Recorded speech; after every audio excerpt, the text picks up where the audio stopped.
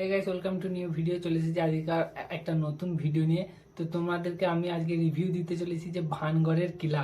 ঠিক আছে, ভানগড়ের কিলা অনেক আমরা হয়তো শুনেছি এবং তোমরা শুনেছ। তো আজকে ভানগড়ের কিলা নিয়ে কিছু রিভিউ দিতে চলেছি, যে ওখান থেকে দেখতে চলেছি যে কিছু ভিডিও, যে ওখানে সত্যি করে ভূত আছে না নেই গো। আর অরিজিনাল ভিডিও লিঙ্ক আমি ডেসক্রিপশনে দিয়ে রেখে দেবো, যদি তোমাদের ভালো লাগে থাকে ওখান থেকে চেক আউট করে নিতে পারো ভিডিওটা। আমার ভিডিও যদি তোমাদের ভালো লেগে থাকে অবশ্যই চ্যানেলটিকে সাবস্ক্राइब করবে আর অল নোটিफिकेशन সেট করে দেবে। তো চলো দেখা যাক ভান प्लेसेस की जब बात होती है तो उसमें भानगढ़ किले का नाम सबसे ऊपर आता है। राजस्थान में मौजूद इस 500 साल पुराने किले का लोगों में कुछ ऐसा खौफ है कि यहाँ पर लोग दिन में भी जाने से कतराते हैं। और यहाँ तक कि कहा जाता है कि रात के समय में जो कोई भी इस किले में जाता है वो फिर कभी भी वापस लौटकर नहीं आता। इसीलिए सरकार ने भी खुद बाकायदा बोर्ड लगाकर रात के समय में इस किले में जाने से प्रतिबंध लगाया हुआ है। और दोस्तों, खौफ का आलम तो यह है कि रिजर्व एरिया घोषित किए जाने के बावजूद भी भारतीय पुरातत्व विभाग ने डर की वजह से आज तक यहाँ पर अपना ऑफिस नहीं बनाया है।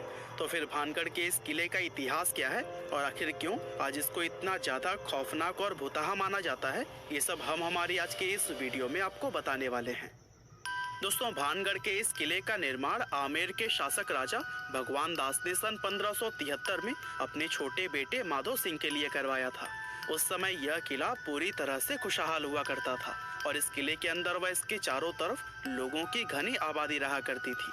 लेकिन फिर अचानक एक ऐसी अनहोनी हुई जिससे कि इस किले की खुशियां हमेशा के लिए खत्म हो गई और एक समय खुशहाल नजर आने वाला यह विशाल किला एक भुतहा जगह में बदल गया। लोगों के मन में इस किले का ऐसा खौफ बैठ गया कि उन्होंने इसे छोड़ना शुरू कर दिया, जिसका नतीजा यह हुआ कि यह किला और इसके आसपास का इलाका पूरी तरह से वीरान हो गया। यहाँ तक कि आज भी ये किला सैकड़ों सालों से इसी तरह से वीरान पड़ा हुआ है, जो कि दिखने में बेहद ही खौफनाक नजर आता है। इसके बारे में लोग यह बताते हैं कि किले से लोगों के चीखने, चिल्लाने, रोने और घुंघरुओं की रहस्यमय आवाजें आती हैं। साथ ही बहुत से लोग यह भी दावा करते हैं कि जो कोई भी इस किले में रात के समय गया है वो फिर कभी भी वापस लौटकर नहीं आया है। और यही वजह है कि दिन में भी बहुत कम लोग ही इस किले के अंदर जाने की हिम्मत कर पाते हैं।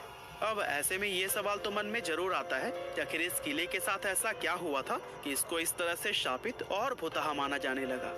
असल में इस किले के हॉन्टेड होने के पीछे लोगों द्वारा एक नहीं बल्कि कई अलग अलग कहानियां बताई जाती हैं। लेकिन उन सभी में सबसे फेमस, जिस पर लोगों द्वारा सबसे ज्यादा भरोसा किया जाता है, वो है राजकुमारी रत्नावती की कहानी। कहते हैं कि जब इस किले का निर्माण करवाया गया था तब इसमें रत्नावती नाम की एक बेहद खूबसूरत राजकुमारी रहा करती थी।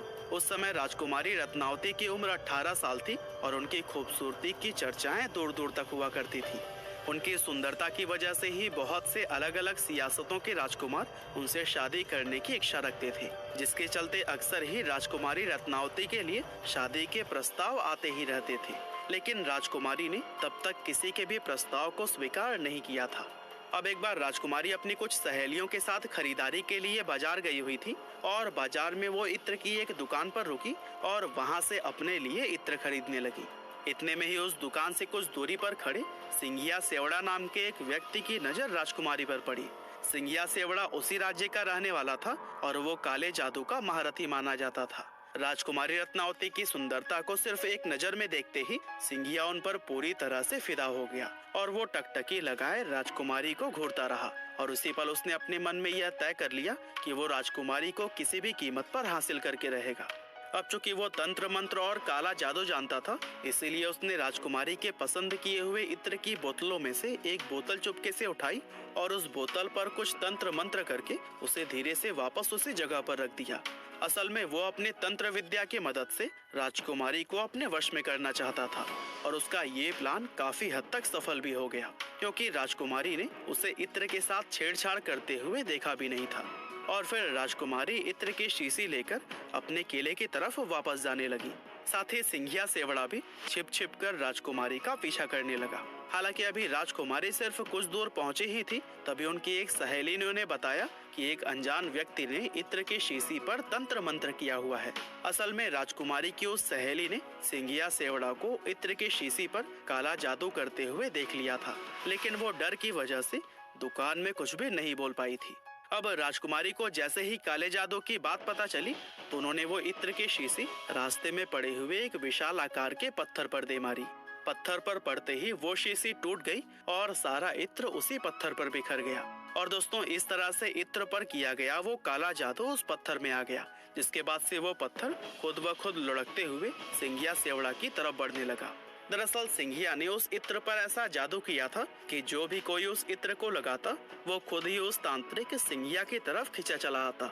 और चूंकि वो इत्र पत्थर पर लग गया था, इसीलिए वो पत्थर तेजी से उसकी तरफ ही बढ़ने लगा और पत्थर ने लुढ़कते हुए उस तांत्रिक सिंघिया को कुचल दिया, जिससे कि उसकी मौत हो गई। लेकिन मरने से पहले सिंघिया सेवड़ा ने यह शाप दे दिया कि राजकुमारी समेत इस किले में रहने वाले सभी लोग जल्द ही एक दर्दनाक मौत मरेंगे और उनकी आत्माएं हमेशा के लिए इस किले में भटकती रहेंगी। इस हादसे के कुछ ही समय बाद भानगढ़ और उसके करीबी राज्य अजबगढ़ के बीच में एक युद्ध छिड़ गया था। और दोस्तों, अजबगढ़ की सेना बहुत ही ज्यादा शक्तिशाली थी, जिसके चलते उनके सिपाही भानगढ़ के किले में घुस गए और किले में मौजूद हर एक पुरुष, महिला और यहाँ तक कि बच्चों को भी मौत के घाट उतार दिया, जिसमें कि राजकुमारी रत्नावती भी नहीं बच पाई थी। और दोस्तों, कहते हैं कि इस खतरनाक कत्लेआम के बाद से ही यह किला शापित हो गया था और उस नरसंहार में मारे गए मासूम लोगों की आत्माएं किले के अंदर ही भटकने लगी थी। दरअसल किले के आसपास रहने वाले लोगों को अंदर से अजीब अजीब आवाजें आती थी और साथ ही किले की तरफ जाने वाले लोगों के गायब होने की घटनाएं भी अक्सर सुनने को मिलती रहती थी। और दोस्तों, इन सभी चीजों के चलते ही किले के आसपास रहने वाले लोगों ने भी अपनी बस्तियां छोड़कर दूसरी जगह पर रहना शुरू कर दिया और देखते ही देखते यह किला और इसके आसपास का इलाका पूरी तरह से वीरान हो गया। इसके अलावा दोस्तों, इस किले के भुतहा होने के पीछे एक और कहानी यह भी बताई जाती है कि जिस समय यह किला बनाया जा रहा था, तब इस किले की जमीन के पास ही बाबा बालकनाथ नाम के एक साधु रहा करते थे। और बाबा को जब इस किले के बनने की खबर मिली तो उन्होंने राजा भगवान दास के पास यह संदेश भिजवाया कि वे अपने किले को इतना ऊंचा न बनवाएं कि उसकी परछाई मेरी कुटिया तक पहुंच जाए। अब राजा भगवान दास ने बाबा की उस बात को गंभीरता से नहीं लिया और जब यह किला बनकर तैयार हुआ तो इसकी परछाई बाबा बालकनाथ की कुटिया तक पहुंच गई। और दोस्तों, उस परछाई को देखकर बाबा क्रोधित हो गए और गुस्से में उन्होंने श्राप दिया कि भानगढ़ पूरी तरह से तबाह हो जाएगा। और दोस्तों, बहुत से लोग आज यह भी मानते हैं कि भानगढ़ किले की यह हालत बाबा बालकनाथ के उसी श्राप की वजह से ही हुई है। इसके अलावा एक कहानी तो यह भी बताई जाती है कि भानगढ़ में एक युद्ध हुआ था, जिसमें कि भानगढ़ के सिपाही पूरी तरह से हार गए थे, लेकिन भानगढ़ के राजा और उनके परिवार के दूसरे लोग अपनी जान बचाकर वहां से भागने में कामयाब रहे। अब चूंकि उन लोगों ने किले के अंदर अपना काफी सारा खजाना छिपाया हुआ था, इसीलिए दुश्मनों से उस खजाने को बचाने के लिए एक झूठ फैलाया गया कि यह किला पूरी तरह से शापित है और अगर कोई व्यक्ति इस किले में जाएगा तो उसकी तुरंत ही मौत हो जाएगी। और दोस्तों, इस तरह से खजाने को बचाने के लिए फैलाई गई यह अफवाह लोगों ने सच मान ली और भानगढ़ का यह किला हमेशा के लिए हॉन्टेड समझा जाने लगा। वैसे वजह चाहे जो भी रही हो, लेकिन इतना जरूर है कि इस किले को भुतहा बनाने में हमारी सरकार का भी काफी हाथ रहा है। दरअसल कानून में भूत, प्रेत, पिशाच और बुरी आत्मा जैसे किसी भी चीज को कोई जगह या फिर मान्यता नहीं दी गई है और आज तक किसी भी कोर्ट ने अपना कोई भी फैसला भूत प्रेत को ध्यान में रखकर नहीं सुनाया है। इसके बावजूद भी सरकार द्वारा किले के बाहर बोर्ड लगाकर उस पर लिखना कि रात में इस किले में जाना मना है और भारतीय पुरातत्व विभाग का यहाँ पर अपना ऑफिस न बनाना, ये सभी चीजें कहीं ना कहीं इस बात की तरफ इशारा करती हैं कि हमारी सरकार भी भूत प्रेत में विश्वास रखती है। और दोस्तों सोचिए, जब सरकार की तरफ से ही ऐसे कदम उठाए जाएंगे तो फिर जाहिर सी बात है कि आम लोग तो इस किले को सच में ही शापित समझेंगे। वैसे आपको क्या लगता है, ये किला सच में भुतहा है या नहीं? और क्या आप लोग भूत प्रेत आदि में विश्वास रखते हैं? हमें कमेंट करके जरूर बताइएगा। आपका बहुमूल्य समय देने के लिए बहुत बहुत धन्यवाद।